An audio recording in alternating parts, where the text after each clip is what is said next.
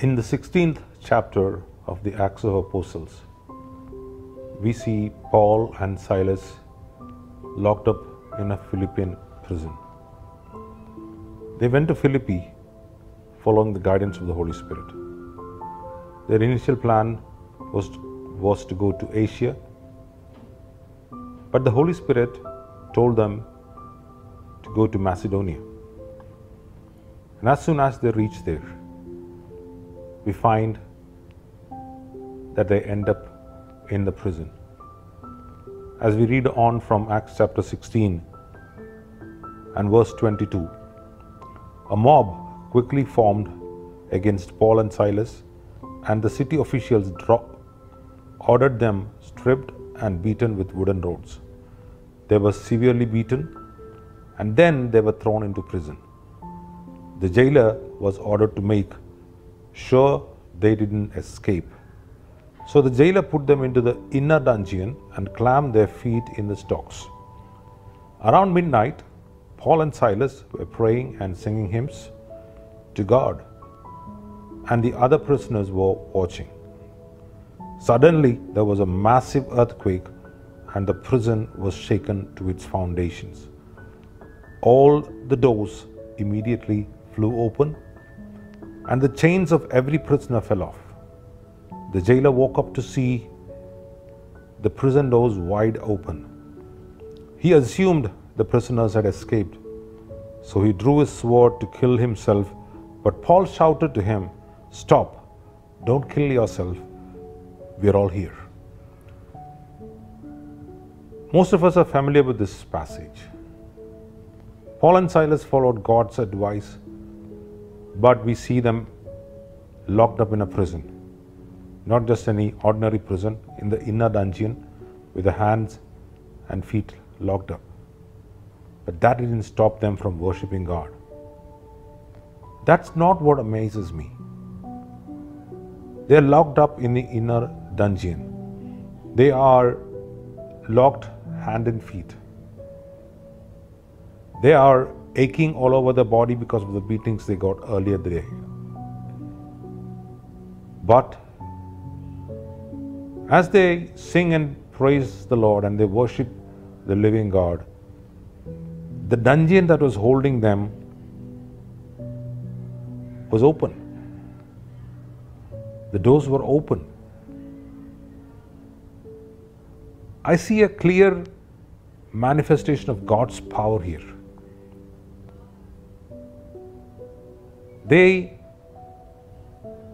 This was a clear evidence of God acting on behalf of them by opening the doors of the dungeon.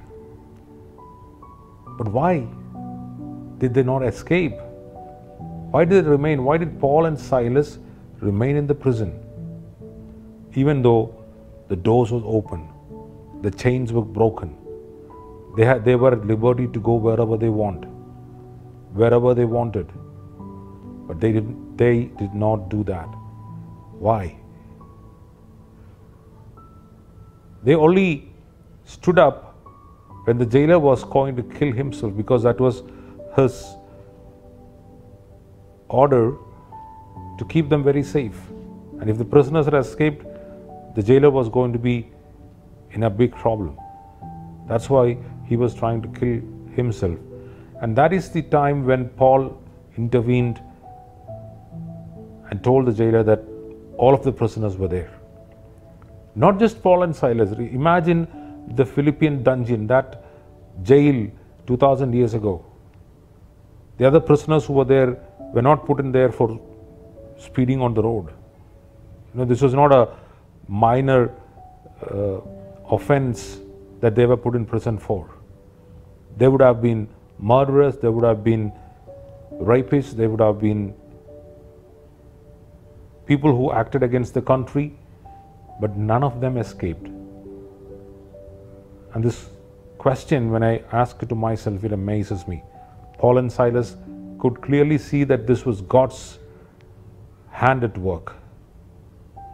Yet they did not escape, nor did any other prisoner in that Philippian dungeon. Why?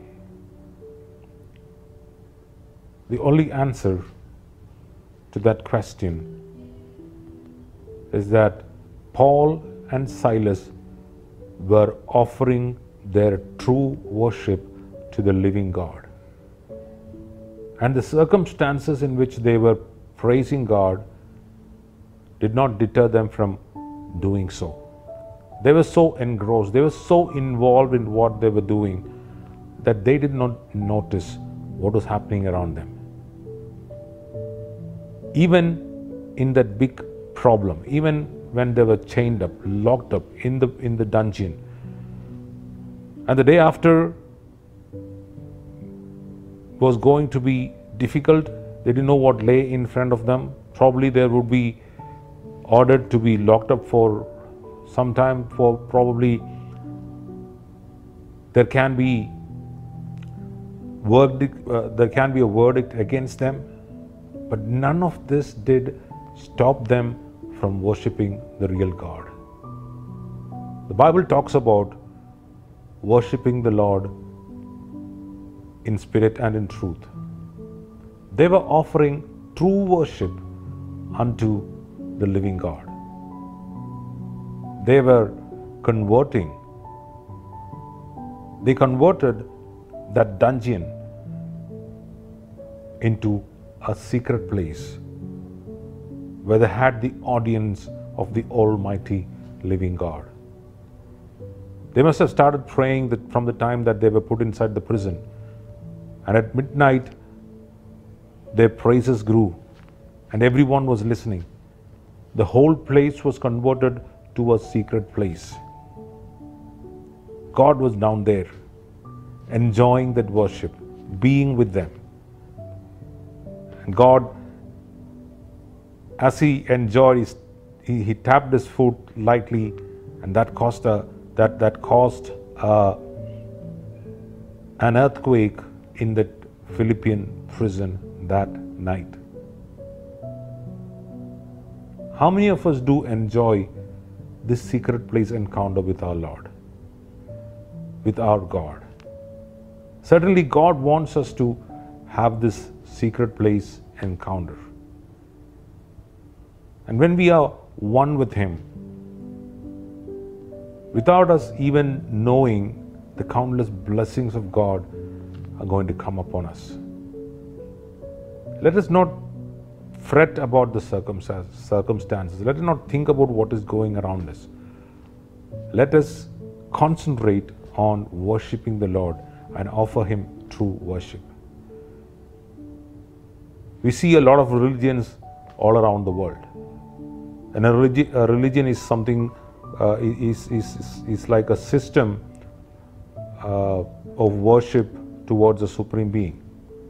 You have different gods, different religions. And most of the time, religion is interested in making an appearance of worship, making an appearance of reverence. This is true in every religion. They just seem to be worshipping the Lord.